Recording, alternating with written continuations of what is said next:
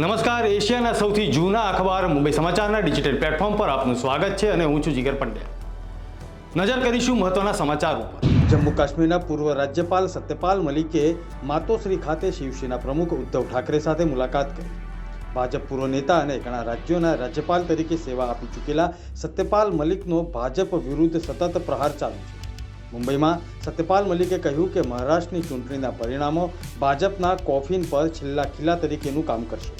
દિગ્ગજ નેતાના આ નિવેદન બાદ રાજકીય ખળભળાટ મચી ગયો છે। મહારાષ્ટ્રમાં નવેમ્બર સુધીમાં વિધાનસભા ચૂંટણી યોજાવાની સંભાવના છે, ત્યારે તમામ પક્ષોએ ચૂંટણીની તૈયારીઓમાં લાગી ગયા છે। શરદ પવારે ચૂંટણીનો ઉલ્લેખ કરતા કહ્યું કે મહાવિકાસ અઘાડીમાં બેઠક વહેંચણીની પ્રક્રિયા 10 દિવસની અંદર પૂરી થઈ શકે છે। મહારાષ્ટ્રમાં 3 પક્ષો કોંગ્રેસ, શિવસેના, યુબીટી અને શરદ પવારની એનસીપી સાથે મળીને ચૂંટણી લડશે। દિલ્હીના જંતર મંતર પર આમ આદમી પાર્ટીએ જનતા કી અદાલત કાર્યક્રમનું આયોજન કર્યું।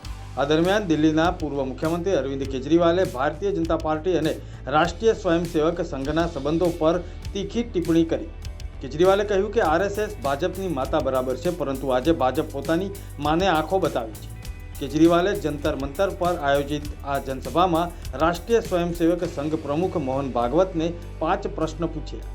मैं पूरे सम्मान के साथ मोहन भागवत जी से 5 प्रश्न पूछना चाहता हूं और आपका समर्थन चाहता हूं। अगर मैं कोई गलत प्रश्न पूछूं तो बता देना और सही प्रश्न पूछूं तो मैं आपसे हाथ खड़ा करवा के पूछूंगा।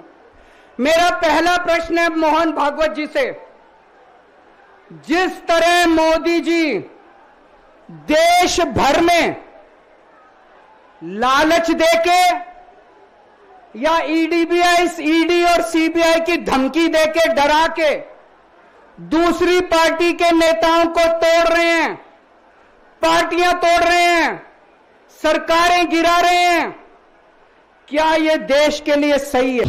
નવરાત્રી દરમિયાન નવી સિસ્ટમ બનવાની સંભાવના છે। સૌરાષ્ટ્રમાં ભારે વરસાદ અને અન્ય વિસ્તારોમાં છૂટો છવાયો વરસાદની શક્યતા છે। શરદ પૂનમ પછી પણ વરસાદ અને 27 ઓક્ટોબરે ઠંડીની શરૂઆત થશે। જોઈએ જાણીતા હવામાન નિષ્ણાંત અંબાલાલ પટેલે શું કહ્યું। સિસ્ટમના કારણે દક્ષિણ ગુજરાતના ભાગમાં 8 થી 10 ઇંચ જેવો વરસાદ થવાની શક્યતા રહેશે। આ ઉપરાંત વડોદરાના ભાગમાં ભારે વરસાદ થવાની શક્યતા રહેશે અને પંચમહાલના ભાગમાં ભારે વરસાદ થવાની શક્યતા રહેશે। આ ભાગોમાં કેટલાક ભાગમાં 2 થી 4 ઇંચ જેવો વરસાદ થવાની શક્યતા રહેશે। આ ઉપરાંત અરવલ્લીના ભાગમાં વરસાદ થવાની શક્યતા રહેશે। સાબરકાંઠાના ભાગમાં વરસાદ થવાની શક્યતા રહેશે। ઉત્તર ગુજરાતના ભાગોમાં વરસાદ થવાની શક્યતા રહેશે। મહેસાણા, બનાસકાંઠાના ભાગોમાં વરસાદ થવાની શક્યતા રહેશે।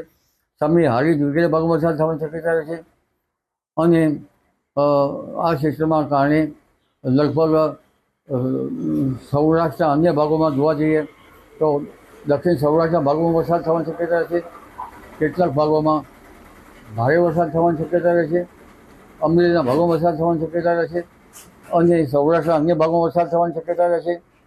એટલે હજુ વરસાદ ગયો નથી અને કોઈ પણ ભાગમાં 1.5 ઇંચથી 4 ઇંચ જેવો વરસાદ થવાની શક્યતા રહેશે। શુભંકર સરકારને પશ્ચિમ બંગાળ કોંગ્રેસના અધ્યક્ષ તરીકે નિમણૂક કરવામાં આવી છે। કોંગ્રેસે શનિવારે આ નિર્ણય લીધો અને જાહેરાત કરી કે અધીર રંજન ચૌધરીની જગ્યાએ શુભંકર સરકાર પશ્ચિમ બંગાળના કોંગ્રેસની કમાન સંભાળશે। વડાપ્રધાન નરેન્દ્ર મોદી હાલમાં 3 દિવસ માટે અમેરિકાના પ્રવાસે છે। અમેરિકામાં તેઓ રાષ્ટ્રપતિ જો બિડેનને ગ્રીનવિલે ડેલવેર ખાતેના તેમના નિવાસસ્થાને મળ્યા અને દ્વિપક્ષીય સહયોગને વધારવા બાબતે ચર્ચા કરી। ઇન્ડો પેસિફિક ક્ષેત્ર સહિત વૈશ્વિક અને પ્રાદેશિક મુદ્દાઓ પર ચર્ચાયા। બંને દેશો વચ્ચે મહત્વના કરાર પણ થયા। સુરત એસઓજીએ સરથાણા યોગી ચોક સ્થિત એપલ સ્ક્વેરની ઓનલાઈન ગાર્મેન્ટની દુકાનમાં રેડ કરી ડુપ્લિકેટ નોટ છાપવાનું મિની કારખાનું ઝડપી પાડ્યું। એસઓજીએ 100 રૂપિયાના દરની 1 લાખ રૂપિયાની ડુપ્લિકેટ નોટો સાથે 3ને ઝડપી પાડી। મહારાષ્ટ્રમાં નવેમ્બર સુધીમાં વિધાનસભા ચૂંટણી યોજાવાની સંભાવના છે, ત્યારે તમામ પક્ષોએ ચૂંટણીની તૈયારીઓ કરી રહ્યા છે। આરપીઆઈએના પ્રમુખ રામદાસ અઠાવલે ચોંકાવનારી ડિમાન્ડ કરીને ભાજપનું ટેન્શન વધારી રહ્યા છે। રામદાસ અઠાવલેએ મહાયુતિ સમક્ષ વિધાનસભા ચૂંટણીમાં 10 થી 12 બેઠકો ચૂંટણી લડવાની ડિમાન્ડ મૂકી। દીવ ખાતે ઉપરાષ્ટ્રપતિએ પ્રધાનમંત્રી આવાસ યોજનાનું અનાવરણ કર્યું અને આવાસ યોજનાની મહિલા લાભાર્થીઓને ચાવીઓ સોંપવામાં આવી। આ સમગ્ર કાર્યક્રમ બહોળી સંખ્યામાં લાભાર્થીઓ ઉપસ્થિત રહ્યા। કચ્છના મિની તરણેતર તરીકે પ્રસિદ્ધ યક્ષ બોતેરા લોકમેળાનો પ્રારંભ પ્રવાસન મંત્રીએ કચ્છના મોટા યક્ષ ખાતે શ્રમદાન કરીને નાગરિકોને સ્વચ્છતાનો સંદેશો આપ્યો। આ હતા અત્યાર સુધીના મહત્વના સમાચાર। વધુ સમાચારની અપડેટ માટે જોતા રહો મુંબઈ સમાચારનું ડિજિટલ પ્લેટફોર્મ. નમસ્કાર.